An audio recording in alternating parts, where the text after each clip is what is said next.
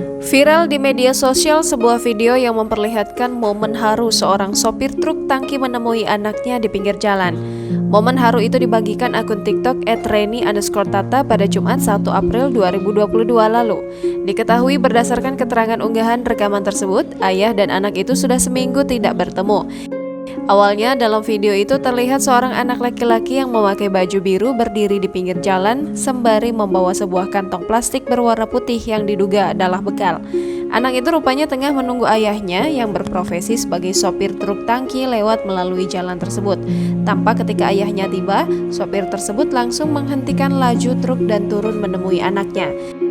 Sembari tersenyum, ia kemudian mengambil kantong yang dibawa anaknya dan menukarnya dengan goodie bag berwarna putih. Masih dengan senyum yang merekah, sopir truk itu lalu mencium dan mengelus-elus kepala anaknya. Tergambar jelas kerinduannya pada sang anak di kedua matanya itu. Ia bahkan tak henti-hentinya tersenyum. Sontak unggahan momen haru pertemuan anak dan ayah tersebut menuai komentar sedih dan menyentuh hati warganet pengguna TikTok.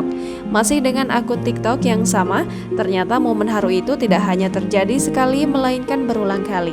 Hal ini terlihat dari unggahan yang lain di akun TikTok tersebut.